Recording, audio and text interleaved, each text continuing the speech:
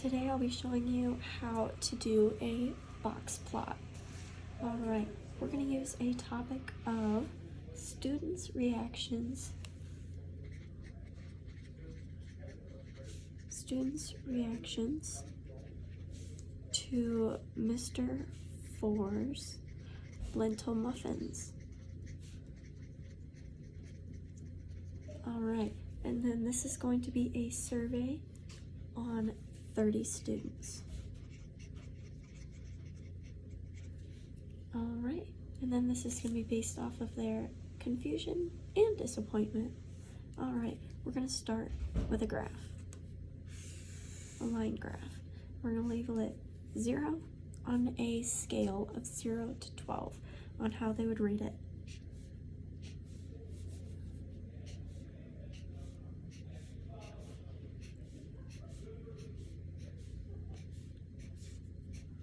Alright, and then we're just going to number these.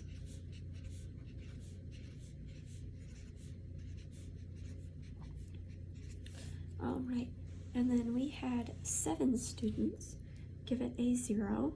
So we're going to give 0 dots here. And then 4 students gave it a 1, while 5 students gave it 2. 2 students gave it a 3, 1 student gave it a 4, 4 students gave it a 6, 2 students gave it a 7, 1 student an 8, 3 gave it a 10, imagine, yikes, and 1 student gave it 11. Alright, and so first we are going to find our minimum, which is 0, and our maximum of an 11. Alright, so we're going to start our box plot with, we'll do the little wings on our minimum and our maximum. And then we're going to need to find our median. Our median is going to be the middle number, which is going to be what is in between 0 to 30. So, which would be about 15. So we're going to need to find the number between 15.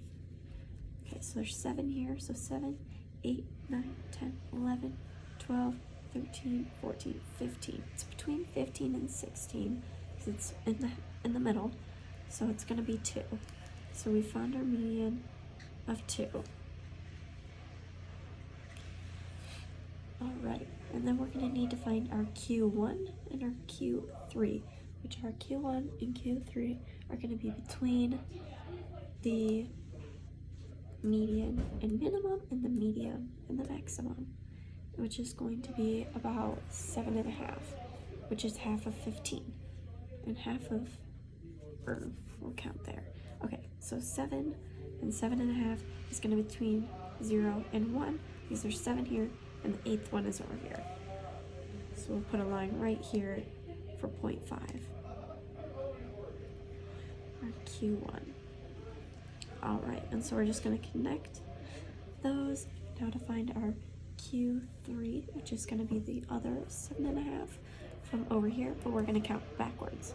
1, 2, 3, 4, 5, 6, 7, 8. So it's going to be about 6.5. So we'll just draw a line right here, and then we'll connect them. And then we're just going to add our whiskers. Alright, and so now we're going to need to find the IQR. The IQR is the range from Q1 to Q3. And how we're going to do that is we're going to minus the Q1 from the Q3. Or we're going to minus the Q3 from the Q1. Q3 minus Q1, which is going to be 6.5 minus 0.5, which is going to give us 6, which is this right here, is 6, which is going to be our IQR. And then we're going to look for the outliers to see if there are any, which is going to be our formula for the lower outlier is going to be a formula of our Q1 minus 1.5 times our IQR. Alright, and so then we are going to put our Q1, which is 0.5, minus 1.5 times 6, which is going to equal negative 8.5. Alright, and then we're going to do our upper outlier, which our formula is going to be Q3 plus 1.5 times the IQR. No. Alright, so our upper outliers formula once again is Q3 plus 1.5 times the IQR, which is going to give us 6.5 plus 1.5 times 6, which is ultimately going to equal 15.5.